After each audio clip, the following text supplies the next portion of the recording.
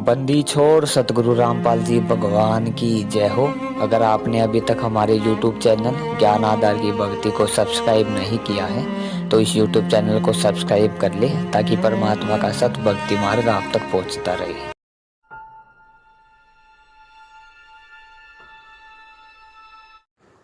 बंदी छोड़ सतगुरु रामपाल जी महाराज जी की जय हो। परमपिता परमेश्वर सतगुरु रामपाल जी महाराज जी की सभी प्यारी आत्माओं को मुझ पवन दास का सत्साई।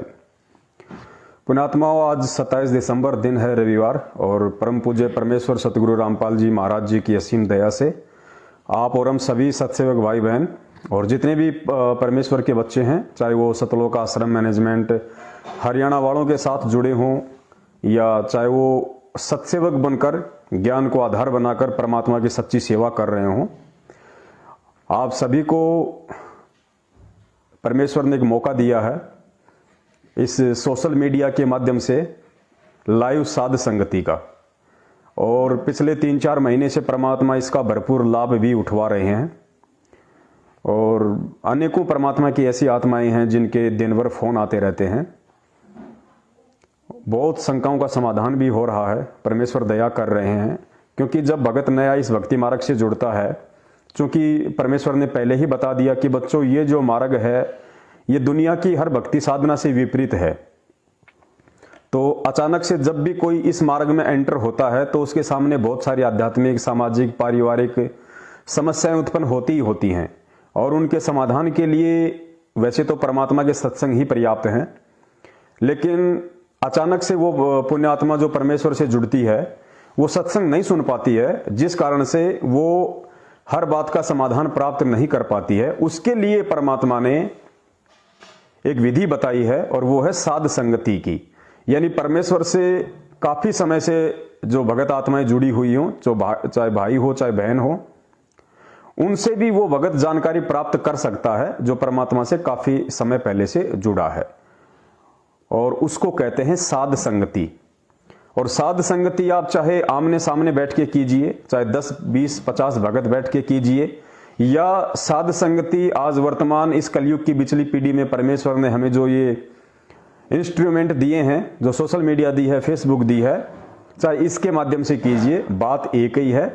सोशल मीडिया के माध्यम से हमारा समय बचता है और एक साथ हम हजारों लाखों व्यक्तियों तक अपनी बात को पहुंचा सकते हैं। तो परमात्मा ने सबसे उत्तम जो साधन है वो सोशल मीडिया को चुना है। तो दास की विनती है, जो भगत भाई बहन लाइव संग समाधान के इस एपिसोड में जुड़ते जा रहे हैं, वो सबसे पहले तो इस वीडियो को जितने भी फेसबुक के ग्रुप हैं उनमें शेयर कर दें, क्योंकि ज्यादा से ज्यादा परमात्मा की आत्माओं तक संदेशा जाएगा उतना ही ज्यादा बेनिफिट है।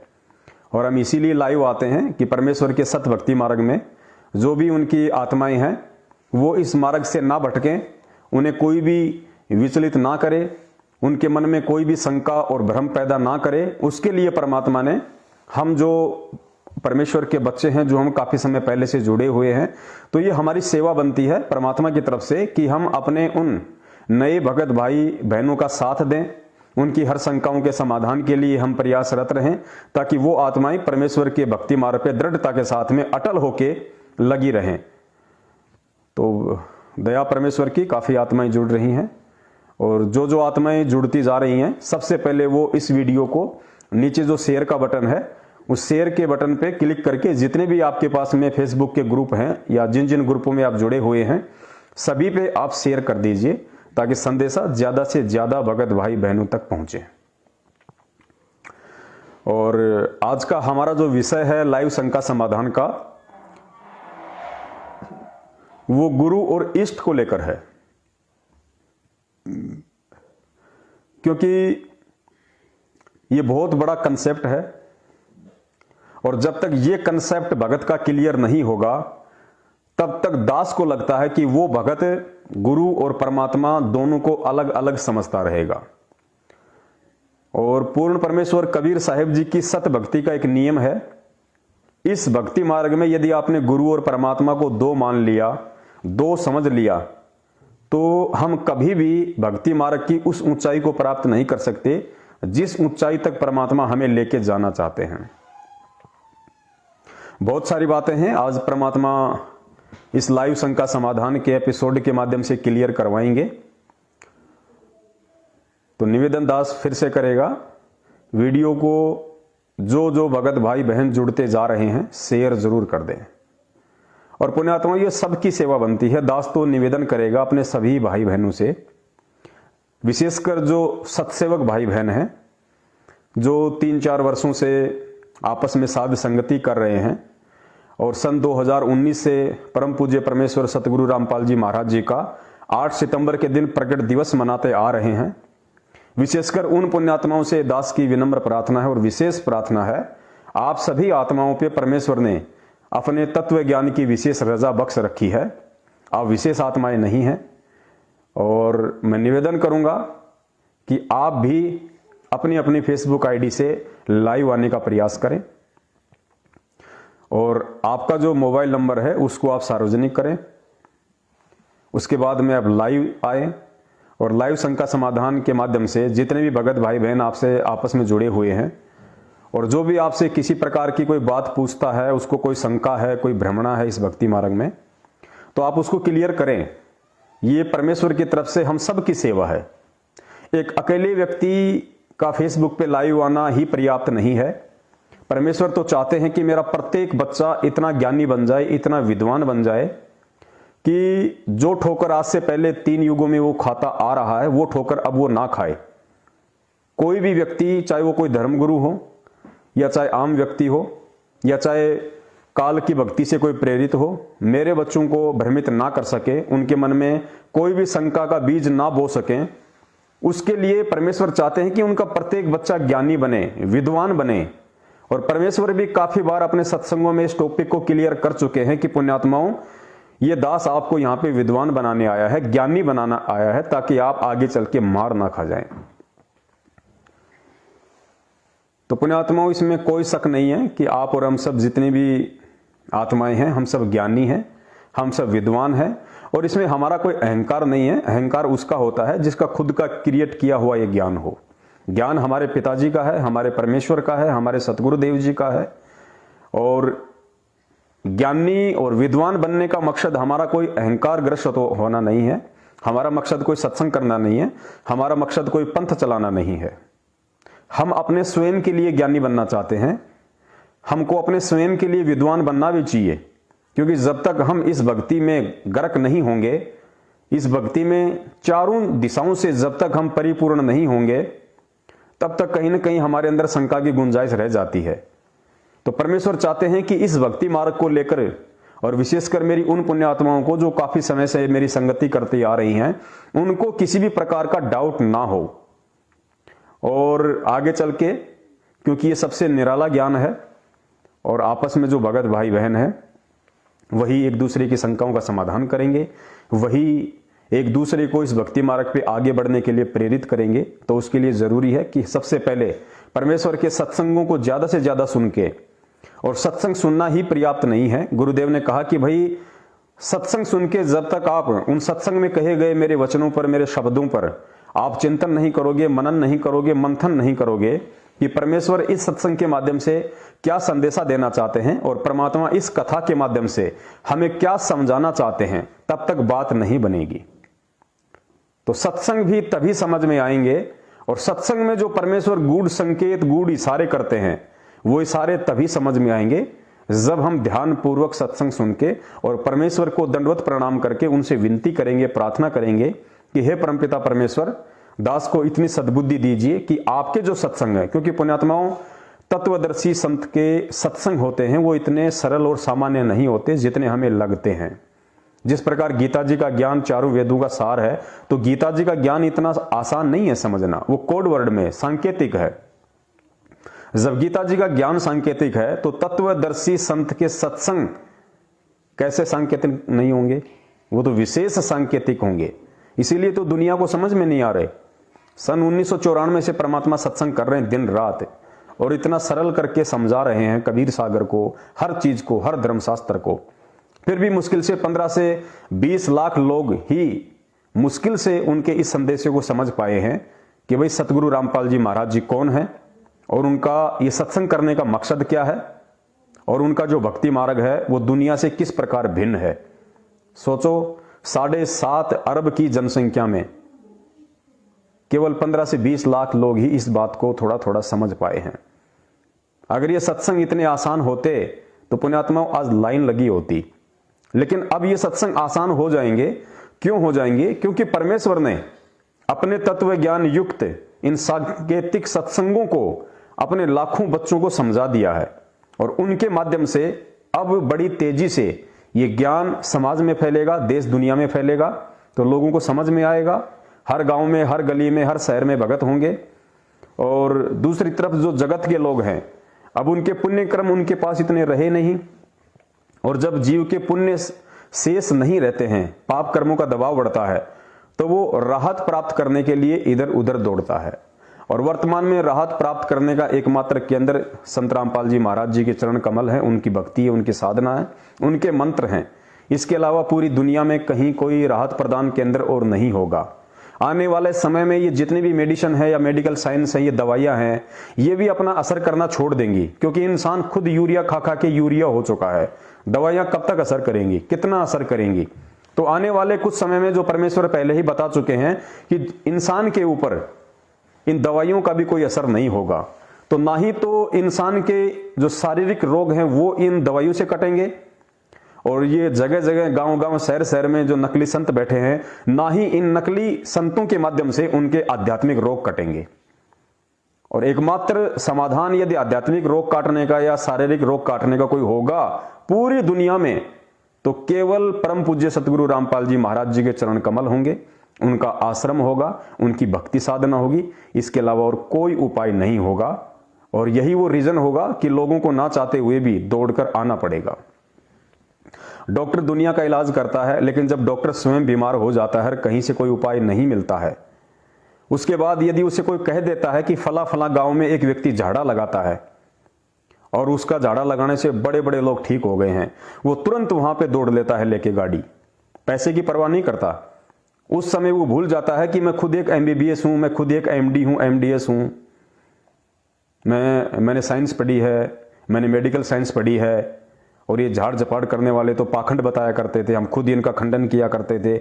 लेकिन जब खुद उसकी जान पे बन आती है, तो वो MBBS, वो MDS, वो MD भी, वो बड़े से बड़ा डॉक्टर भी अपना शारीरिक रोग दूर करवाने के लिए उस झाड़े लगाने वाले के पास दौड़ा चला जाता है। तो ठीक यही स्थिति आने वाले कुछ ही समय में सतगुरुदेव जी के वचन अनुसार इस देश दुनिया की आने वाली है। लोगों को कहीं कोई राहत नहीं दिखाई देगी, कहीं कोई सहारा दिखाई नहीं देगा। एकमात्र सहारा परमेश्वर के चरण कमल, और ना चाहते हुए भी अगर कोई जरूरी समझे या मजबूरी समझे, उनको आना पड़ेगा।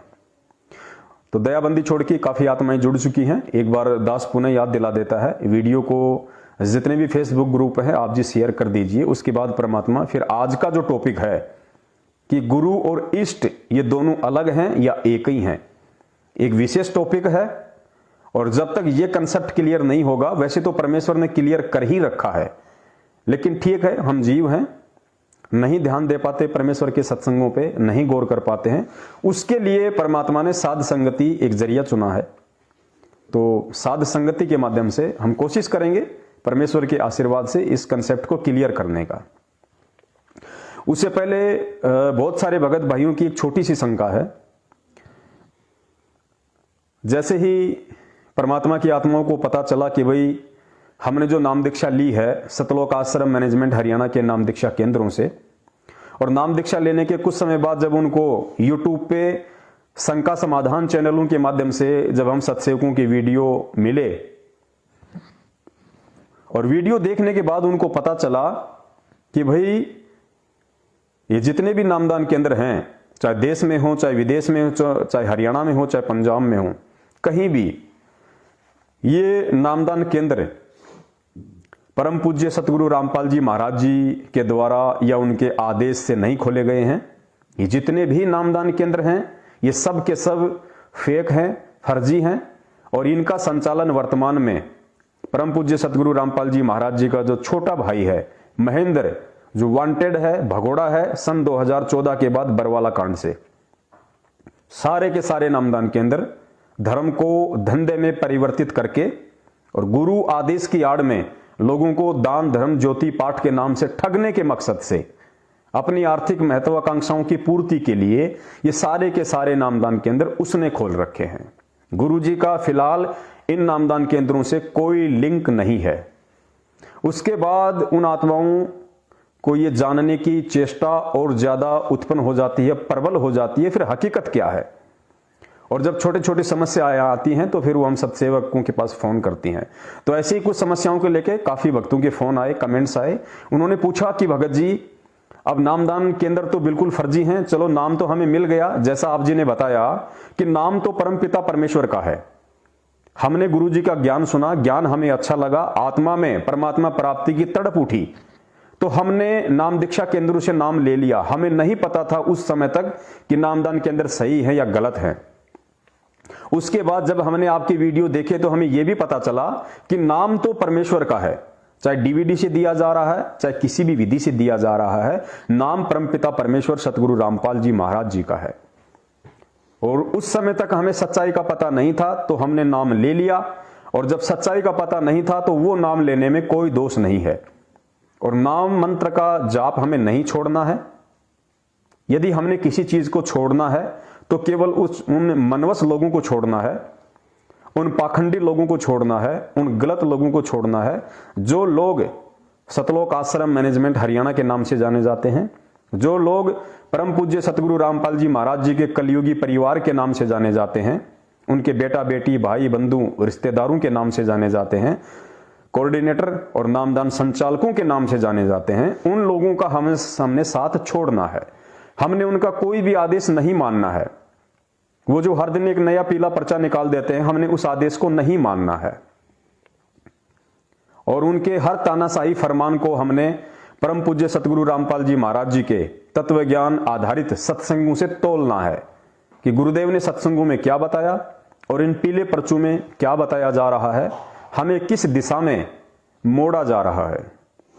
तो अब उन आत्माओं को मन में यह शंका है कि भगत जी, नाम तो हमने यहां से ले लिया अनजाने में, तो नाम का तो हम जाप कर रहे हैं जैसा आप जी ने बताया परमेश्वर के ज्ञान आधार से कि नाम नहीं छोड़ना, नाम परमात्मा का है। तो अब यदि हमसे कोई मर्यादा टूट जाती है और जैसा कि सुनने में आता है कि नाम खंड हो जाता है, तो फिर नाम का शुद्धिकरण हम कैसे करवाएं, हमारी मर्यादा पुनः ठीक कैसे हो, तो उसका क्या उपाय है। क्योंकि अब हमें हकीकत का पता चल चुका है। अब तो हम सौपन में भी इन फर्जी नामदान केंद्रों की तरफ करवट करके भी नहीं सो सकते, और ना हम यहां पे जा सकते, हम जाने की सोच भी नहीं सकते। तो ऐसे में यदि नाम दीक्षा लेने के बाद हमसे कोई मर्यादा में त्रुटि हो जाती है, गुरुजी ने जो नियम बताए हैं यदि वो खंडित हो जाते हैं, तो ऐसे में हम क्या करें, हम वापस नियम कैसे सुधारें, हम वापस जैसा कहा जाता है कि नाम खंड हो गया तो नाम का शुद्धिकरण हमारा कैसे हो, तो इसका क्या उपाय है। तो पुण्यात्माओं, बहुत ही सरल उपाय है। और दास ने काफी बार सतगुरुदेव जी के निमित्त होकर इस विषय पे वीडियो भी बनाए हैं कि भाई ये सत भक्ति है, आत्मा से परमात्मा का संबंध है। जब कोई भी गलती हो जाने पे, चाहे कितनी भी बड़ी गलती हो जाए, एक सांसारिक बाप अपने बेटे को माफ कर देता है, उसकी गलती को अपने दिल पे नहीं लेता है। तो हम जिसकी शरण में हैं, जो हमारा आध्यात्मिक बाप है, वो उस सांसारिक बाप से असंख्य गुना ज्यादा हमसे प्रेम करता है, हमारी गलतियों को अक्षमा करता है, और हमें वो प्रेरित करता है कि बेटा कोई बात नहीं, गलती हो गई। यदि तुझे तेरी गलती का रियलाइज है, तुझे तेरी गलती महसूस हुई है, यदि तुझे उसका पश्चाताप है, और यदि सतगुरुदेव जी आश्रम में हों, तो उस समय हम उनके समक्ष जाके उनसे प्रार्थना करें, अपनी गलती उनको बताएं, और भविष्य में गलती ना करने की हम उनसे प्रतिज्ञा करें। तो परमेश्वर प्रसन्न होते हैं, और जैसा भी वो हमें आदेश दे कि बेटा तुम्हें दोबारा से नाम लेना है या मेरा आशीर्वाद है, तुम आगे भक्ति शुरू करो, कोई दिक्कत नहीं। वो एक स्थिति अलग है। लेकिन वर्तमान में गुरुदेव आश्रम में नहीं है, वर्तमान में बरवाला कांड के चलते गुरुदेव हिसार जेल में है। तो ऐसी स्थिति में यदि किसी की मर्यादा खंडित हो जाए तो क्या किया जाए। पुण्यात्माओं, सतगुरु रामपाल जी महाराज जी ने अपने सत्सेवक बच्चों पे जो विशेष दया अपने तत्व ज्ञान की बख्श रखी है, और जो साध संगति के माध्यम से हम सबको एक मंच पे परमेश्वर ने इकट्ठा किया है, उसका सबसे बड़ा जो बेनिफिट है वो यही है कि सत्सेवकों को निमित्त बना के परमात्मा जो भी संदेशा भगत समाज में दिलवाते हैं वो तत्व ज्ञान आधार से दिलवाते हैं, परमेश्वर के सत्संगों को आधार बना के दिलवाते हैं। लकी इसमें देखना कहां का इन्वेस्टर। तो आप जी की जो ये शंका है नाम शुद्धिकरण को लेके, तो आपको परम पूज्य सतगुरु रामपाल जी महाराज जी के सत्संग के आधार से ही इसका निवारण बताया जाएगा, इसका समाधान बताया जाएगा। देखो पुण्यात्माओं, इस भक्ति मार्ग में चाहे कैसी भी हमसे गलती हो जाए, क्योंकि परमात्मा ने सत्संगों में सब क्लियर कर रखा है कि भाई तुम कितनी भक्ति कर सकते हो, तुम कितनी मर्यादा निभा सकते हो, इसका मुझे अच्छे से पता है। तो परमेश्वर कहते हैं कि भाई मान लीजिए तुमसे कोई भी गलती हो गई, तुमसे कितनी भी बड़ी गलती हो गई, और यदि तुम्हें अपनी उस गलती का पश्चाताप है, यदि तुम्हें अपनी उस गलती का पश्चाताप है कि हे परमात्मा ये गलती मेरे से हुई है, मुझसे ये गलती नहीं होनी चाहिए थी, और वास्तव में मैं अपनी इस गलती के लिए आप जी से बारंबार क्षमा प्रार्थी हूं, यानी हृदय से यदि आपको उस गलती का पश्चाताप है, तो परमेश्वर कहते हैं उसी क्षण आपका नाम शुद्ध हो जाता है। क्योंकि परमात्मा आत्मा का साथी है। यदि आत्मा ने अपनी गलती स्वीकार कर ली कि वास्तव में ऐसा नहीं होना चाहिए था, लेकिन मेरे से ऐसा हो गया और इसके लिए परमात्मा मैं क्षमा प्रार्थी हूं, आपका हृदय द्रवित हो जाता है, आपकी आत्मा तड़पने लग जाती है, आपकी आत्मा रोती है, आपको आत्मग्लानि हो जाती है कि वास्तव में मेरे से ये गलती हुई है और ये गलती मेरे से नहीं होनी चाहिए थी। तो पुण्यात्माओं, परमेश्वर अंतर्यामी है, परमात्मा आत्मा का साथी है। परमेश्वर को फोन या मोबाइल करके बताने की जरूरत नहीं है, परमेश्वर को घंटा बजा के बताने की जरूरत नहीं है। अंतर्यामी उसी को कहा जाता है जो मन में सोच उठने से पहले उस बात को जान ले, उसको अंतर्यामी कहते हैं। और ये हमारा सौभाग्य है कि वर्तमान में इस पृथ्वी पे कलयुग की बिचली पीढ़ी में 8 सितंबर 1951 से पूर्ण परमेश्वर कबीर साहब जी परम पूज्य सतगुरु रामपाल जी महाराज जी के स्वरूप में पृथ्वी पे प्रकट हैं। और हमारा सौभाग्य है कि हम डायरेक्ट उस परमात्मा की शरण में हैं, हम उस अंतर्यामी की शरण में हैं। और उसके बाद परमात्मा ने बताया कि पुण्यात्माओं, मान लो आपने कोई गलती कर दी और आपको मालूम भी पड़ गया कि मेरे से यह गलती हो गई, उसके बाद भी यदि आपने उस गलती की अपने हृदय से समायाचना नहीं की, आपको यदि पश्चाताप नहीं है, यदि आप उसको नॉर्मल तरीके से ले रहे हैं और गुरुजी आश्रम में हैं और आप गुरुजी के सामने भी जाते हो और गुरुजी से भी आप प्रार्थना करते हो कि गुरुजी मेरे से ऐसी गलती हो गई, आगे से नहीं करूंगा, और गुरुजी कह रहे हैं कि गुरु के सन्मुख झूठ नहीं बोलना, गुरु के सामने छल कपट नहीं चलेगा। अगर तेरे को अपनी गलती का वास्तव में पश्चाताप नहीं है और यदि तूने गुरु के सामने जाके भी उसकी प्रार्थना की कि गुरुजी मेरे से ऐसी गलती बन गई, आगे से नहीं करूंगा, पुण्यात्मा समझ सकते हो दास जो शब्द कह रहा है, यानी जब तक आप अपनी उस गलती के प्रति सीरियस नहीं हैं, आपको यदि वास्तव में उस गलती ने आपके अंदर बेचैनी पैदा नहीं कर दी, तब तक यदि आप गुरुजी के सामने जाकर भी उस गलती की समायाचना करोगे बेमन से,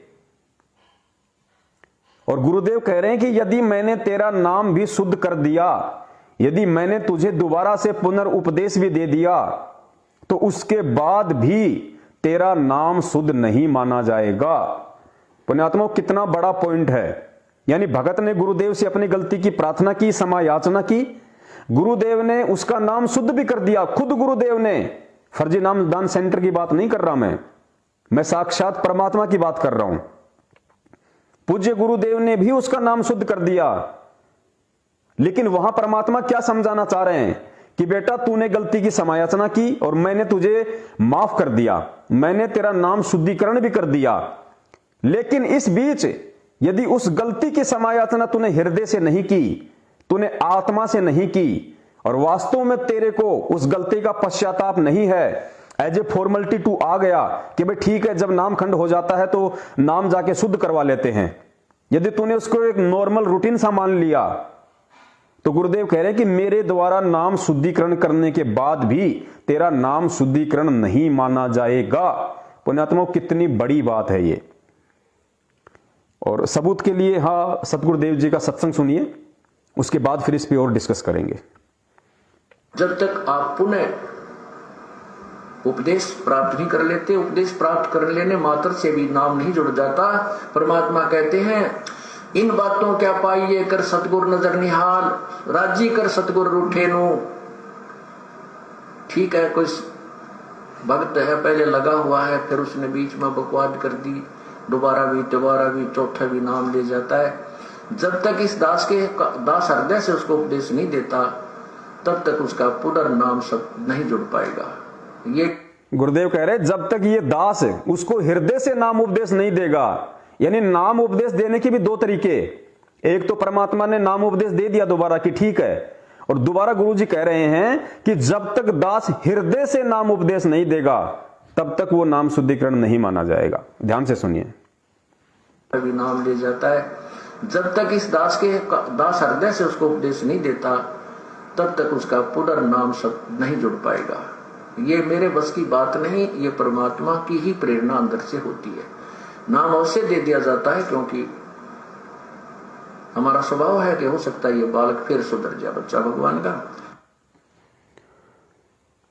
तो जितनी भी परमात्मा की आत्माएं हैं वर्तमान में, जो सतलोक आश्रम मैनेजमेंट हरियाणा के फर्जी नामदान केंद्रों पे बात बात में गलतियां करके जो वहां चले जाते हैं, ये सोच के कि मैं नाम शुद्धिकरण करवा के आ गया, मेरा नाम शुद्ध हो गया, वो इस बहम में ना रहें। आप लोगों का नाम शुद्ध नहीं है। पहली बात तो ये नामदान केंद्र फर्जी।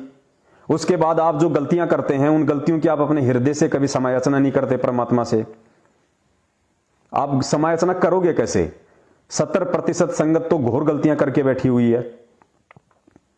सतलोक आश्रम मैनेजमेंट हरियाणा आपको महसूस ही नहीं होने दे रहा कि आप गलतियां कर रहे हो, कि आपसे बहुत बड़ी गलती हो चुकी है। आप लोगों से बीजेपी को वोट डलवाए जाते हैं, कांग्रेस को वोट डलवाए जाते हैं, राजनीति करवाई जाती है, आरक्षणों में बैठा दिया जाता है। अब ये आपकी मर्यादा खंडित, अब आप शुद्ध कहां कराओगे? क्योंकि आपको तो आदेश दे रखा है सतलोक आश्रम मैनेजमेंट हरियाणा ने कि अगर बीजेपी को वोट डालोगे तो नामखंड नहीं, कांग्रेस को वोट डालोगे तो नामखंड नहीं, बीजेपी के पालतू बनके आप उनका प्रचार करोगे उनके समर्थन में तो आपका नामखंड नहीं, कांग्रेस के पालतू बनके आप उनका प्रचार करोगे तो आपका नामखंड नहीं। आरक्षण के लिए यदि कोई संघर्ष कर रहा है सरकार से या प्रशासन से और आप उसमें शामिल हो जाते हो तो आपका नामखंड नहीं। भक्ति मार्ग में आने के बाद यदि आप किसी गैंगस्टर का, किसी गुंडे व्यक्ति की सीबीआई जांच का समर्थन कर रहे हो और यदि आप उन कुपात्रों को दान दे रहे हो तो आपका नामखंड नहीं। तो पुण्यात्माओं, शुद्धिकरण कहां कराओगे? क्योंकि शुद्धिकरण का ठेका भी उन्हीं लोगों ने ले रखा है जो ऑलरेडी आपकी मर्यादाओं को खंडित करवा रहे हैं। तो उन चीजों के लिए तो आप नाम शुद्धिकरण करवा ही नहीं सकते। तो सोचो आप कहां हो। काल ने आपको किस हद तक इस भक्ति मार्ग से नीचे गिरा रखा है। यदि ऐसे चलते रहे तो एक समय ऐसा आएगा आपका उठना मुश्किल हो जाएगा। तो गुरुदेव ने स्पष्ट कर दिया कि जब तक यह दास हृदय से नाम उपदेश नहीं देगा, और गुरु हृदय से नाम उपदेश कब देगा? जब वो अंतर्यामी गुरु ये देख लेगा कि ये अपनी गलती की समायाचना हृदय से कर रहा है या नहीं कर रहा है। क्योंकि परमात्मा अंतर्यामी होता है, परमात्मा के सामने छल कपट नहीं चलता। तो वो पुण्य आत्माएं जिनको अब मालूम पड़ चुका है कि जितने भी नामदान केंद्र हैं ये फर्जी हैं और हम यहां से नाम दीक्षा ले चुके हैं, अब तो हम वहां नहीं जाएंगे, लेकिन यदि हमसे कोई मर्यादा में त्रुटि होगी तो हम क्या करें? तो पुण्यात्माओं, ये सत्संग ही आपकी शंका का समाधान था। आपसे यदि कोई भी गलती हो जाती है, देखो गुरुदेव ने 2 प्रकार की गलती बताई। पहली गलती परमात्मा ने बताई अनजाने की गलती। अगर अनजाने में आपसे कोई भी गलती हो जाती है, मान लीजिए आप नए नए भक्ति मार्ग से जुड़े हैं, इस भक्ति मार्ग में बहुत सारी बातें आपको नहीं पता चलती हैं, बहुत सारी ऐसी नियम हैं, मर्यादाएं हैं जो आपको मालूम ना होने के कारण आप उनमें त्रुटियां कर देते हैं। अगर अनजाने में आपसे वो गलती हुई है तो ऐसी स्थिति में गुरुदेव ने बताया कि आपकी मर्यादा खंड नहीं है, आपका नाम खंड नहीं माना जाएगा। दूसरा, यदि आपके साथ किसी ने धोखा कर दिया, धोखा कैसे, जैसे आपको किसी ने, गुरुदेव ने सत्संग में बताया था और सत्संग दास ने आप लोगों को सुना भी दिया पहले। गुरुदेव ने बताया यदि आपको कोई धोखे से शराब पिला दे, सब्जी के बहाने आपको मांस खिला दे, या अन्य और कोई ऐसा वो कर्म आपसे करवा दे जो गुरुदेव ने उसको करने के लिए मना कर रखा है, यदि धोखे से आपसे वो कर्म कोई करवा दे तो आपकी मर्यादा खंड नहीं है, आपका नाम खंड नहीं है, क्योंकि वो आपने जानबूझ के नहीं किया, वो आपसे अनजाने में हुआ है। तो गुरुजी ने बताया ऐसी स्थिति में आपका नाम खंड नहीं होता है, लेकिन आगे सावधानी विशेष बरतनी चाहिए। और दूसरा है जानबूझ के यदि हम कोई मर्यादा खंडित करते हैं तो पुण्यात्माओं उसकी फिर सजा है, और वो सजा फिर आपको समय आने पे भुगतनी पड़ेगी। क्योंकि जानबूझ के मर्यादा खंडित करने का मतलब है कि हमें मालूम था, उसके बाद भी हमने ये गलत काम किया है, तो उसकी आपको कहीं ना कहीं थोड़ी बहुत सजा, थोड़ा बहुत झटका आपको परमात्मा जरूर देगा। और यदि उस जानबूझ के की गई गलती की भी आपको लगता है कि मैं परमात्मा से क्षमा याचना करना चाहूं, यदि आपको हृदय से आपकी उस गलती का एहसास है कि भी मेरे से किसी दबाव में ये गलती हो गई, या मैं गुरुजी के इतने सत्संग नहीं सुन पाया था जिस कारण से मेरे अंदर इतना दृढ़ विश्वास पैदा नहीं हुआ, और मैं किसी उस सामाजिक संकट का या रिश्तेदारों का या परिवार वालों का दबाव सहन नहीं कर पाया, और यदि आगे चल के आपको अपनी उस गलती का हृदय से एहसास हो जाता है और आप चाहते हैं कि वास्तव में मुझे वो गलती नहीं करनी चाहिए थी, और आपने अपने मन में धारणा बना ली कि हे परमपिता परमेश्वर, अब जो गलती हुई सो हुई, आगे मैं ऐसी गलती दोबारा नहीं करूंगा, आप मुझे क्षमा करें परमात्मा। तो पुण्यात्माओं, चाहे परमात्मा आश्रम में हो चाहे परमात्मा जेल में हो, यदि आपने अपनी किसी भी जाने अनजाने में हुई गलती की क्षमा याचना अपने हृदय से कर ली, अपनी आत्मा से आपने कर ली, तो परमात्मा अंतर्यामी है। आपने यदि हृदय से क्षमा याचना की है तो गुरुदेव कहते हैं चाहे आप पहाड़ पे बैठ के क्षमा याचना कर लो, चाहे अपने घर पे बैठ के क्षमा याचना कर लो, क्योंकि परमात्मा अंतर्यामी है, परमात्मा आत्मा का साथी है, परमात्मा उसी क्षण आपको क्षमा याचना कर देता है। और जब आपका आश्रम में जाने का समय हो जाए तो वहां जाके पुनः आप गुरुदेव के समक्ष प्रार्थना करें, और फिर जैसा गुरुदेव आदेश दें फिर वो सिरोधार्य होगा। चूंकि वर्तमान में गुरुदेव आश्रम में नहीं है, तो हमने हमारी किसी भी गलती की अपने हृदय से गुरुदेव के समक्ष दंडवत क्षमा याचना करनी है, अपनी आत्मा से क्षमा याचना करनी है। तो समझिए आपका नाम शुद्ध हो गया, आपको किसी फर्जी नामदान केंद्र पे जाने की जरूरत नहीं है। परमात्मा आत्मा का साथी है, आपके घर पे भी भगवान है। परमात्मा, जैसे गुरुदेव काफी बार बताते हैं इन मंदिरों का जिक्र करते हुए कि लोग सोचते हैं कि भाई मंदिर में भगवान होगा, मंदिर में भगवान होगा, वहीं जाके मन्नतें मांगते हैं, वहीं जाके प्रसाद चढ़ाते हैं, वहीं जाके उनको नमन करते हैं, प्रणाम करते हैं। तो गुरुदेव ने उस भ्रमणा का अपने तत्व ज्ञान आधार से खंडन किया कि भगवान किसी मंदिर मस्जिद में नहीं है। अगर भगवान है तो आपके घर पे भी है, लेकिन आपको भगवान को राजी करने का तरीका आना चाहिए। तो पुण्यात्माओं, ठीक इसी प्रकार परमात्मा किसी पशु श्रेणी में नहीं है जो इन फर्जी नामदान केंद्रों पे इन लोगों ने परमात्मा को बांध रखा होगा। अगर वहां जाएंगे तो ही हमें परमात्मा मिलेगा। परमात्मा कण कण में है, परमात्मा सकल सृष्टि में है, और विशेष तौर से जो पुण्य आत्माएं उस परमात्मा की शरण में आ चुकी हैं, सतगुरु रामपाल जी महाराज जी से नाम दीक्षा ले चुकी है, उनका शब्द ले चुकी हैं, तो परमात्मा विशेष तौर से आपके साथ हैं, आपके हृदय रूपी गुफा में है परमात्मा। परमात्मा आपके विचारों में है। उसके बाद भी यदि आप कहीं भटकते हो ये सोच के कि परमात्मा नामदान केंद्र पे मिलेगा या परमात्मा मेरी बात बहुत जल्दी उस समय सुनेगा जब मैं गुरुजी की बेटी के माध्यम से, बेटे के माध्यम से, भाई के माध्यम से या किसी कोऑर्डिनेटर के माध्यम से, उनकी पत्नी के माध्यम से मैं उन तक अपनी अरदास भेजूंगी। तो ये हमारी मूर्खता है, ये समझदारी नहीं है, ये हमारी अज्ञानता है, ये हमारी मूर्खता है। और हम परमात्मा को ऐसी सोच रख के दुखी करेंगे, परेशान करेंगे, प्रसन्न नहीं कर सकते। गुरुदेव ने बताया और हम रोज संध्या आरती में पढ़ते हैं कि घट हिम गंगा, घट हिम यमुना, घट हिम है जगदीश, सतगुरु तारेंगे। तो परमात्मा कहां है? गुरुदेव ने बता दिया कि मैं कहां हूं। भाई घट हिम गंगा, घट हिम यमुना, अगर जो भी कुछ है वो तेरे अंदर है। और घट हिम है जगदीश, कि मैं भी तेरे पास ही हूं भाई, तेरे घट में हूं। मैंने तुझे जो मंत्र दे दिया उस मंत्र में हूं मैं, मेरी कोई देही नहीं है, मैं तो शब्द स्वरूपी हूं, मैं तो हर क्षण तेरे पास में हूं, हर समय मैं तेरे नजदीक हूं। बस तू मुझे मंदिर मस्जिद में, चर्च गुरुद्वारों में और फर्जी नामदान केंद्रों पे तेरी अज्ञानता के कारण ढूंढता फिर रहा है।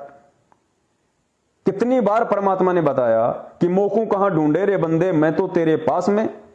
और कितना बखान कर दिया परमात्मा ने, ना तीर्थ में, ना मूर्त में, ना काबा कैलाश में, ना मंदिर में, ना मस्जिद में, ना एकांत में, ना पिंड में, ना ब्रह्मंड में। कितना सब कुछ क्लियर कर दिया परमात्मा ने कि अगर ये काशी, काबा, पिंड, ब्रह्मंड सब कुछ है तो तेरे अंदर है, तेरे घट में है भाई। एक ब्रह्मांड की पूरी रचना तेरे अंदर है, मैं तो तेरे पास में हूं, तेरे साथ में हूं, कहां ढूंढ रहा है? तो हम सुनते क्या हैं? गुरुदेव के सत्संगों में हम सुनते क्या हैं और यथार्थ जीवन में हम करते क्या हैं? तो परमात्मा कैसे मिलेगा? फिर परमात्मा कैसे प्रसन्न होंगे? तो पुण्यात्माओं, अगर आपसे ऐसी कोई छोटी मोटी गलती हो जाती है तो परम पूज्य सतगुरु रामपाल जी महाराज जी ने उसका सीधा सा तरीका हम सबको अपने इस सत्संग के माध्यम से उन्होंने बता दिया है कि बेटा मैं तेरे पास में हूं, मैं तेरे साथ में हूं, तेरे से दूर नहीं हूं। जब तूने तेरे घर में दरबार लगा रखा है, मेरी फोटो लगा रखी है, दीपक कर रहा है, ज्योति जलाता है, तू हवन कर रहा है, वहां रोज आरती करता है, मंत्र करता है, सुमरण करता है, सत्संग सुनता है। अरे जितना तू तेरे घर पे करता है उतना तो नामदान केंद्र पे भी नहीं होता। और फिर भी तू वहां सोचता है कि भगवान वहां होगा, वहां मैं ज्योति कराऊंगा तो मुझे लाभ होगा, वहां पाठ कराऊंगा तो मुझे लाभ होगा। तो परमात्मा कहते हैं फिर तूने तेरे घर में क्या सिस्टम शुरू कर रखा? फिर ये ड्रामा है क्या? जब तुझे विश्वास ही नहीं है कि मैं घर पे जो दरबार लगा रखा है, मैं जिस फोटो के सामने आरती करता हूं, जहां ज्योति जला रहा हूं, तो क्या मैं दीवार के सामने ज्योति करता हूं? क्या मैंने दीपक दीवार के सामने जला रखा है? क्या मैंने 3 टाइम की आरती में दीवारों के सामने करता हूं? अगर इतना ही विश्वास नहीं है तो फिर परमात्मा ना घर पे है, ना नामदान केंद्र पे है, कहीं नहीं है फिर परमात्मा। फिर तुझे परमात्मा को प्राप्त करने की विधि की जानकारी लेनी पड़ेगी, थोड़ी सी बुद्धि दौड़ानी पड़ेगी, उसके बाद फिर परमात्मा आपके नजदीक आना शुरू होंगे। तो पुण्यात्मा को घबराने की कोई जरूरत नहीं है। सबसे पहली बात तो ये कि इस दुनिया में अरबों खरबों व्यक्ति हैं, कोई भी परमात्मा के नजदीक नहीं है, सबको अपना संस्कार मिल रहा है। और आप उन अरबों खरबों में से जो गुरु जी की शरण में आ चुकी हैं, तो आप ये क्यों सोचती हैं कि परमात्मा मुझसे नाराज हो गया होगा, मेरे से ये गलती बन गई? उसमें चिंतित होने की जरूरत नहीं है। उसमें अगर आपको चिंता करने की जरूरत है तो सिर्फ इस बात की चिंता करने की ज्यादा जरूरत है कि परमात्मा आगे से कोई ऐसी गलती और ना हो जाए। वो तो माफ करते हैं परमात्मा। देखो सांसारिक एग्जाम्पल देते हैं परमात्मा सारे। आप और हम में से कितने भगत भाई बहन हैं जो शादीशुदा हैं, बाल बच्चे वाले हैं? हमारे बच्चे क्या गलती नहीं करते? क्या हम उन्हें क्षमा नहीं करते? क्या हम उनके अवगुणों को अपने अंदर धारते हैं? जब तक गुस्सा आ गया, आधा घंटा 1 घंटा, उसके बाद फिर हम नॉर्मल हो जाते हैं कि बच्चा है, चलो कोई बात नहीं, हम भी किया करते थे, ऐसे ठोकर लग लग के समझेगा धीरे धीरे। तो पुण्यात्मा वो हमारा परम पिता है, वो हमारी घोर से घोर गलतियां माफ करता है। जब तक हम अच्छी तरीके से इस ज्ञान से और उनके विधान से परिचित नहीं हो पाते, तब तक वो परमात्मा हमारी हर गलती को क्षमा करता है। अरे आज हम इस काल के लोक में आके क्या गलती करेंगे? हम इस काल लोक में जो गलती हम सतलोक से करके आए हैं, उससे बड़ी गलती हम यहां नहीं कर सकते। वो सबसे बड़ी गलती है जहां हमने भरी थाली को ठोकर मारी। हमने खुद अपने परमपिता परमेश्वर से आस्था हटा के उस काल पे आस्था लगाई, अपने बड़े भाई पे आस्था लगाई। तो उससे बड़ी गलती नहीं हो सकती, और ना इस 21 ब्रह्मांड में उससे बड़ी गलती आप कोई कर सकते। तो पुण्यात्मा विचार करो, जब उस दयालु परमात्मा ने अपनी वाणी अनुसार कि दास गरीब दयालु हैं, वो डिगे बंधावे धीर, जब भगत का आत्मिक मनोबल टूटने लगता है तो परमात्मा उसको ढांढस बधाता है, उसको हिम्मत देता है। तो जब परमात्मा ने हमारी सबसे बड़ी गलती जो हमने सतलोक में की थी, जब परमेश्वर हमारी उस गलती को माफ करते हुए और हमें वापस ले जाने के लिए यहां इस गंदे लोक में आ गए हैं, तो पुण्यात्माओं यहां हम जो गलतियां करेंगे अनजाने में, तो वो गलतियां क्या परमात्मा माफ नहीं करेगा? लेकिन वर्तमान में माहौल ऐसा पैदा कर दिया गया है इन काल एजेंट सतलोक आश्रम मैनेजमेंट हरियाणा वालों के द्वारा कि तेरा नामखंड हो गया। उसको ऐसा डरा दिया जाता है उस नामखंड से, वो इतना भयभीत हो जाता है बेचारा। पुण्यात्माओं, सबसे पहले इस भक्ति मार्ग को समझने के लिए हमने गुरु को समझना पड़ेगा, परमात्मा को समझना पड़ेगा। अगर हमने सतगुरु को समझ लिया तो समझो हमने सब कुछ समझ लिया, फिर और कुछ भी जानने को शेष नहीं रह जाता है, क्योंकि सतगुरु इस भक्ति मार्ग का मूल है, आधार है। और जब मूल हमारी पकड़ में आ जाएगा फिर हमें टेंशन लेने की जरूरत नहीं है, फिर परमात्मा पल पल हमारे साथ में है, घबराने की जरूरत नहीं है। तो हमने अगर ध्यान रखना है तो अपनी मर्यादाओं का रखना है, और ऐसा कोई भी सूरमा इस पृथ्वी पे नहीं है सिवाय परम पूज्य सतगुरु रामपाल जी महाराज जी के, क्योंकि वो भी एक भगत की भूमिका में है। वे सतगुरु की भूमिका में भी हैं, वे भगत की भूमिका में भी हैं, और परमेश्वर तो स्वयं है ही। तो उनके अलावा इस पृथ्वी पे ऐसा कोई नहीं है जिसने नाम दीक्षा लेने के बाद में गलती ना करी हो या जिसकी मर्यादा ना टूटी हो। ऐसा कोई सूरवीर नहीं है इस पृथ्वी पे, और ना जीव ऐसा हो सकता। तो परमात्मा को पहले से ही पता है कि यह कितनी बार मर्यादा खंडित करेगा, क्योंकि सीढ़ी दर सीढ़ी हम इस भक्ति मार्ग पे आगे बढ़ेंगे। और जैसे जैसे हम परमेश्वर के सत्संग सुनते जाएंगे, सत्संगों से नित नई नई बातें हमारे सामने आती जाएंगी, हमारे अंदर वो दृढ़ता पैदा होती जाएगी। क्योंकि सत्संग सुनने से हमें दो लाभ होंगे। पहला लाभ तो ज्ञान यज्ञ का होगा कि सत्संग सुनने से हमें जानकारी होगी, और दूसरा पुण्यात्माओं जो परमेश्वर की वाणी है वो वाणी हमारे अंदर इन कानों के माध्यम से अंदर जाएगी, आत्मा को जगाएगी, चेतना देगी, आत्मा को दृढ़ता देगी, हिम्मत देगी। तो हम अंदर से भी मजबूत बनेंगे कि आगे हम ये गलतियां ना करें जो गलतियां मैं अनजाने में पहले कर चुका हूं। तो हमने जरूरत है गुरुदेव के सत्संग सुनने की, गुरुदेव के सत्संगों पे चिंतन मनन और मंथन करने की, और यह समझने की कि धरती पे मेरे गुरुदेव के रूप में कौन है। कोई सामान्य पुरुष है, कोई सामान्य बाबा है, कोई सामान्य संत है, या साक्षात पूर्ण ब्रह्म परमेश्वर ही मेरे गुरु के रूप में है। तो हमने इस चीज पे ज्यादा फोकस करना है, इस चीज पे ज्यादा जोर देना है। तो ये बात बात पे जो नामखंड के भय से संगत को डराया जा रहा है, आप जी डरो मत भाई। परमात्मा हमारा भय निकालने के लिए आते हैं, यहां से हमारा डर निकालने के लिए आते हैं परमात्मा। और ये जो नकली जो पंडित हैं इस भक्ति मार्ग के, सतलोक आश्रम मैनेजमेंट हरियाणा वाले, ये नामदान संचालक, ये कोऑर्डिनेटर, ये जबरदस्ती का भय हमारे अंदर बैठाते हैं। बात बात पे नामखंड, बात बात पे नामखंड। भक्ति क्या खाक करेगा वो तो सारा दिन नामखंड ना हो जाए, नामखंड ना हो जाए, वो तो उसी चिंता में लगा रहेगा बेचारा। ऐसे ऐसे एग्जाम्पल हैं, आप लोगों ने ऑडियो सुनी होंगी, संगत से फोन आते हैं, ऐसे ऐसे मंडलेश्वरों को नामदान केंद्रों पे सेवा के रूप में बैठा रखा है सतलोक आश्रम मैनेजमेंट हरियाणा ने। क्योंकि मैनेजमेंट का मकसद कोई ज्ञान प्रचार करना, भक्तों के अंदर परमात्मा के ज्ञान का दीपक जलाना, वो मकसद नहीं है उनका। उनका मकसद है उन लोगों को अपने एजेंट के रूप में नामदान केंद्रों पे बैठाना जो उनकी हर बात को स्वीकार करें, चाहे वो ज्ञान आधारित हो या चाहे ज्ञान विरुद्ध हो। मैनेजमेंट ने जो कह दिया वो फाइनल। उनकी गुलामी, उनकी चापलूसी, उनकी चाटुकारिता करने वाले लोग उनको चाहिए, फिर चाहे वो कोई भी हो, कैसा भी हो, प्रथम नामी हो, सतनामी हो, कैसा भी हो, उन्हें कोई मतलब नहीं है। उन्हें सिर्फ चापलूस टाइप के आदमी चाहिए। तो पुण्यात्माओं, ऐसे ऐसे कॉल हमारे पास में आते हैं। एक बहन ने कहा कि भगत जी मैं अपने पीहर जाने के लिए सतलोक जो मैनेजमेंट वाले हैं, महाराष्ट्र की बात है, तो नामदान केंद्र पे फोन किया कि भाई मैं पीहर जाना चाहती हूं, तो कोई दिक्कत तो नहीं है। तो उसने कहा कि भाई ज्योति करवा दे, अगर पीहर जाना चाहती है तो पहले ज्योति करवा दे, उसके बाद तेरे को पीहर जाना पड़ेगा। तो बताओ ऐसे ऐसे, अब आप समझ सकते हो कि सत्सेवकों में और सतलोक आश्रम मैनेजमेंट हरियाणा के पीछे लगे हुए लोगों में कितना अंतर है। इसलिए परमात्मा ने हमें इस गंध से अलग छांटा है, हमें अलग किया है और हमें सत्सेवकों का नाम दिया है परमात्मा ने प्रेरणा करके। तो ये टॉपिक हम यहीं तक रखेंगे और उम्मीद करता हूं उन भगत भाइयों की शंका का निवारण हुआ होगा। और आगे से दास प्रार्थना करेगा कि परमात्मा के सत्संग सुनने की ज्यादा चिंता करो, परमात्मा के नाम जाप की चिंता हमें ज्यादा करनी चाहिए।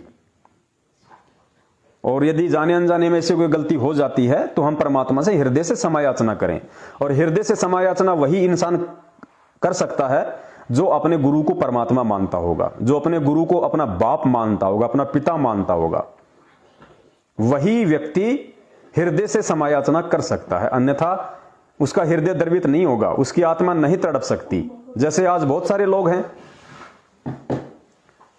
जैसे आज लाखों की संख्या में संगत में लोग हैं, उन्हें कोई टेंशन ही नहीं है, कोई चिंता ही नहीं है उन्हें, चाहे गुरुजी जेल में हैं, चाहे कहीं भी हैं, जब मर्जी आए वो अपने काम धंधे में, अपने व्यापार बिजनेस को ही बढ़ाने में मस्त हैं, 2 के 4 करने में लगे हुए हैं, उन्हें कोई मतलब ही नहीं है। जब बच्चे का जन्मदिन आता है तो जन्मदिन भी मना लेते हैं, माँ बाप का भी मना लेते हैं। जयपुर में है एक भाई साहब हैं लोकेंद्र जी शेखावत, बहुत काफी समय से जुड़े हुए हैं, करोथा कांड से भी पहले से, और उन लोगों को विशेष दर्जा दिया हुआ है मैनेजमेंट वालों ने वहां पे कि ये जयपुर का मुख्य भगत है, जो भी डिसीजन लेगा ये लेगा।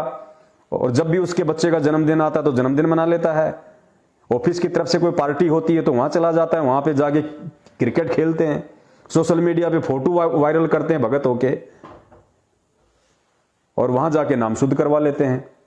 तो पुण्यात्माओं, इस तरीके से ये ड्रामेबाजी से नाम शुद्ध नहीं होता। ठीक है, जब तक उसने जितनी भक्ति की है, जब तक उसके पुण्य कर्म उसके साथ में हैं, उनका बाल विवाह का नहीं होगा।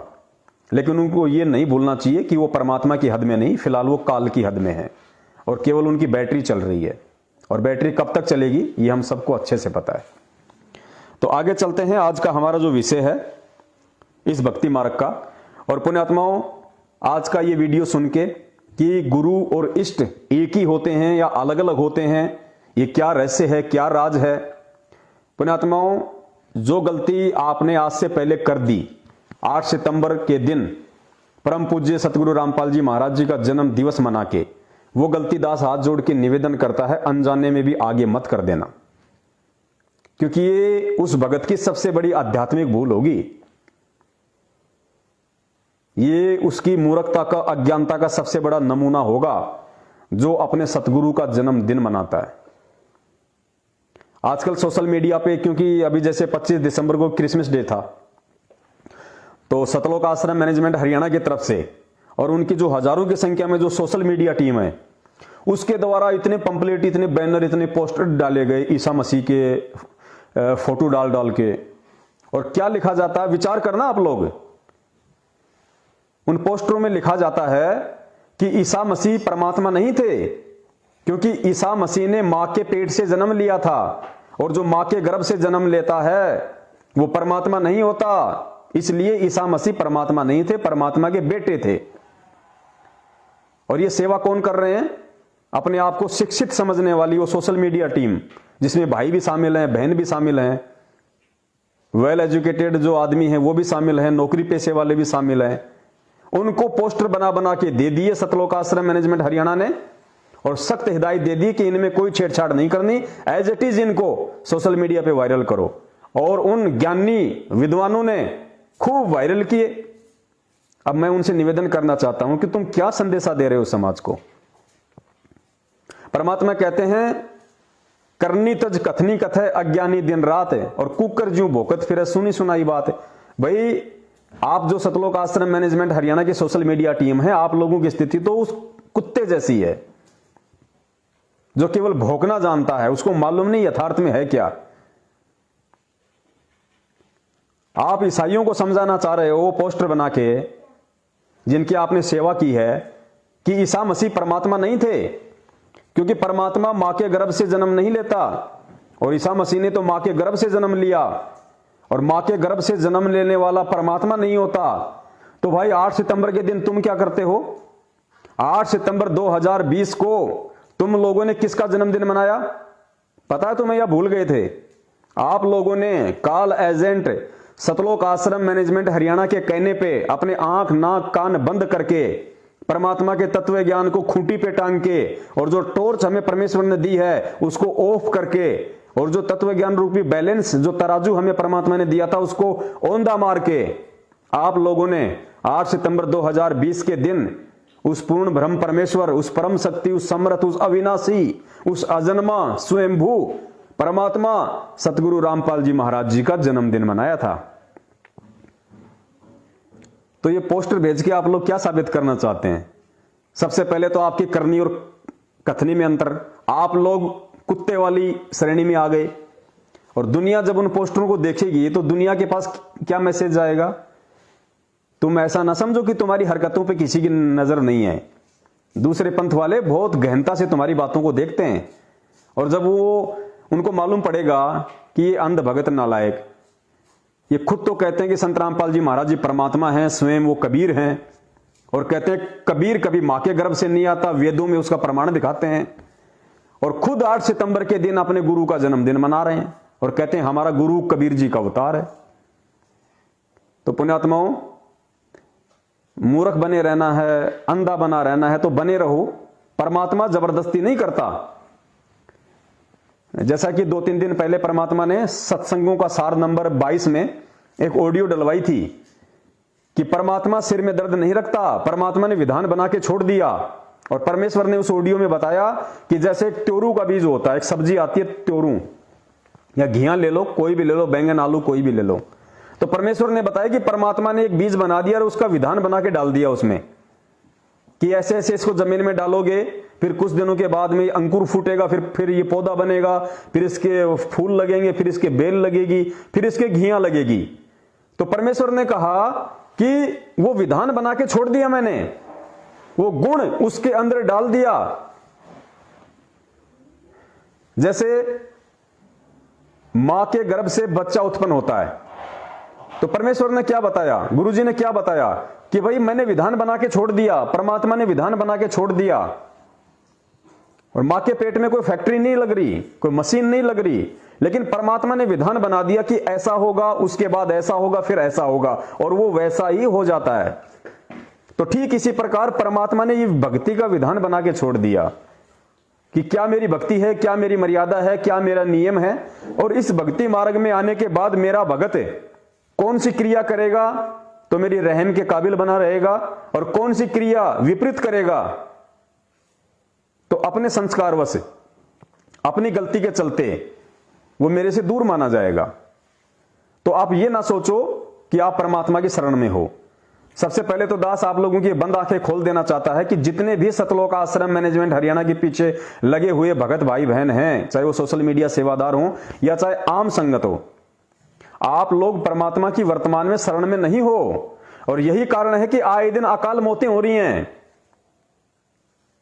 जो नए भाई जुड़ रहे हैं उनको नहीं पता, आपके मुंडका आश्रम में 2 साल पहले सेफ्टी टैंक में जहरीली गैस से 2 भक्तों का दम घुटने से मौत हुई, अकाल दर्दनाक मौत। अरे मुंडका से बड़ा तो कोई नामदान केंद्र नहीं, और भगत तो बेचारे वहां पे सेवा करने के लिए गए थे, वो तो सेफ्टी टैंक की सफाई कर रहे थे, सेवा कर रहे थे। तो मुंडका खुद जहां पे सबसे बड़ा नामदान केंद्र, जहां पे पाठ होते, कहते हैं गुरु जी का आदेश है, और मुंडका में जो सेवा करने जाएगा तो उसका नामखंड कहां से हो गया, और फिर भी उस भगत की वहां पे दर्दनाक अकाल मौत हुई, तड़प तड़प के जहरीली गैस से। तो सोचो आप किनके संगति में हो। आपको परमात्मा की तरफ से कोई राहत नहीं है। अगर आपको परमात्मा की तरफ से राहत होती तो उन भक्तों की मौत नहीं होती। जिस प्रकार परमात्मा ने मीरा के जहर को अमृत बना दिया, क्या परमात्मा उस सेफ्टी टैंक में जो जहरीली गैस थी, क्या परमात्मा उसको ऑक्सीजन नहीं बना सकते थे? लेकिन परमात्मा ने कोई राहत नहीं दी। क्यों नहीं दी? क्योंकि परमात्मा का विधान है। अपने विधान के खिलाफ परमात्मा नहीं चलता, क्योंकि तुम लोग वही थे, सेफ्टी टैंक में मरने वाले वही थे। जो सत्सेवकों की लाख समझाने के बाद भी उनको ज्योति का पैसा दे रहे थे, उनको पाठ का पैसा दे रहे थे, उनके कहने से हिसार की तारीखों पे जाके 10 गालियां खुद खा के आ रहे थे, 20 गालियां गुरुजी को दिलवा रहे थे कि ये देखो आगे पाखंडी रामपाल के मूर्ख चले। वो वही लोग थे जो हरियाणा के जाट आरक्षण में गुरुजी के संविधान के विरुद्ध और सतलोक आश्रम मैनेजमेंट हरियाणा के आदेश के अनुसार वहां जाके बैठ रहे थे हुक्का पाड़ों के बीच में। उनको भक्तों के दान का चंदा दिया जा रहा था, उनको देसी घी के बूंदियां खिलाए जा रहे थे। वो वही लोग थे जो राजस्थान के गैंगस्टर आनंदपाल सिंह जैसों की सीबीआई जांच के समर्थन में रैलियों में शामिल हो रहे थे, उनको 5-5 लाख का चंदा अजमेर की रैली में दे रहे थे। तो परमात्मा कैसे राहत देगा, परमात्मा कैसे सहायता करेगा भाई? परमात्मा का कोई प्यारा नहीं है। परम शक्ति संगीतम रिद्धि सिद्धि दाता सोई अवगत, ऐसी कुछ मालिक की वाणी है। अवगुण अविगत गुण अतीतम सत्य पुरुष निर्मोही, सत्य पुरुष निर्मोही, ये सतपुरुष है। परम पूज्य सतगुरु रामपाल जी महाराज ये सतपुरुष है, और सतपुरुष निर्मोही होता है, उसका किसी से कोई लगाव नहीं है। उसका असली बेटा बेटी वो है, वो उसकी रक्षा करता है विपरीत परिस्थितियों में, जो उसकी मर्यादा में रहता है। 2 साल पहले महाराष्ट्र से 2 बसें हिसार की तारीखों पे जा रही थी। राजस्थान के नागौर में सुबह 3 बजे आगे सांड आ गया। सांड को बचाने के चक्कर में वो बस पेड़ में जा ठुकी। क्या हुआ? 13 भक्तों की दर्दनाक अकाल मौत। 13 की। क्यों भाई? क्या वो भगत नहीं थे? क्या वो मंत्र जाप नहीं कर रहे थे उस समय?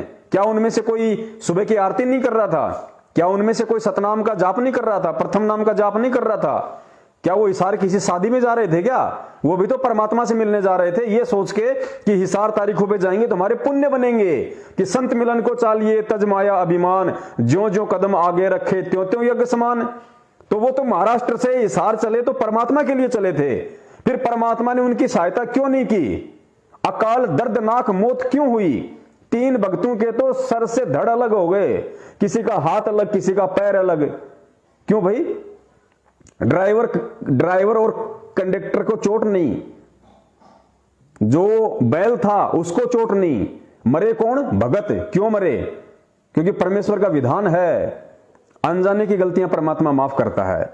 अनजाने की गलती मतलब वो ड्राइवर और कंडक्टर परमात्मा से परिचित नहीं थे, परमात्मा के विधान से परिचित नहीं थे, इसलिए परमात्मा ने उनको क्षमा किया। लेकिन उनको क्षमा नहीं किया जो लोग जानबूझ के अनजान बनने की एक्टिंग कर रहे थे। क्योंकि आज लगभग संगत में कोई भी ऐसा भगत भाई नहीं बचा जिसके पास में पवनदास के या मेरे सत्सेवक भाई बहनों के संदेशे नहीं गए। सबके पास वीडियो गए, सबको पता है कि सही क्या गलत क्या है। उसके बाद भी जानबूझ के यदि आप गलत लोगों का साथ दोगे तो परमात्मा अपने विधान अनुसार सहायता नहीं करेगा। इस बात को हमने समझना पड़ेगा भाई, समझना पड़ेगा। ऐसा नहीं है कि मैंने संत रामपाल जी महाराज जी से नाम ले लिया, मेरे को ब्रह्मा विष्णु महेश के माता पिता का मालूम पड़ गया, मेरे को तत्व ज्ञान हो गया, गुरुजी मेरे साथ में है। ऐसे परमात्मा साथ नहीं होते, और ना ही खाली ब्रह्मा विष्णु महेश के माता पिता का नाम पता चलने से तत्व ज्ञान समझ में आता। इसको समझने के लिए परमात्मा से विशेष प्रार्थनाएं करनी पड़ती हैं, परमात्मा की रहम के काबिल बनना पड़ता है, परमात्मा की मर्यादाओं में रहना पड़ता है, गुरु को बाप मानना पड़ता है। मालिक की वाणी है ना, वो रख दे अपना हाथ उस पे जिसने मान गुरु को बाप लिया। वो हाथ अपना रख दे सिर पे जिसने मान गुरु को बाप लिया। ये शब्द है परमात्मा का। तो वो अपना हाथ, अपना पंजा, अपना आशीर्वाद उसी भगत आत्मा के शीश पे रखेगा जो उसको अपना बाप मानेगा। तो जाओ हिसार तारीखों पे अपने बाप को गालियां निकलवाने के लिए, जाओ कानूनी प्रक्रिया में बाधा उत्पन्न करने के लिए। गुरुजी कहते हैं करत है पुण्य होत है पापम। तुम तो अपने मूर्खता में, अज्ञानता में अपने पुण्य समझ के जा रहे हो और उल्टे तुम्हारे पाप कर्म बढ़ रहे हैं।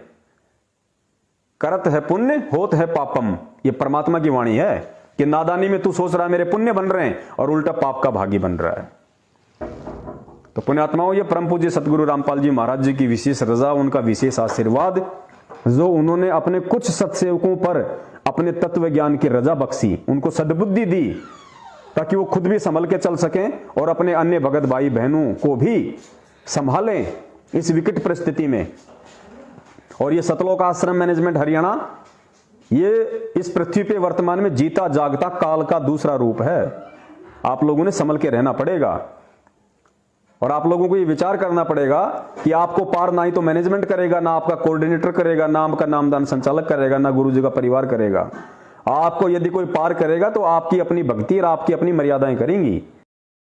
नाम सुमर ले सुकर्म कर ले, कौन जाने कल की खबर नहीं एक पल की।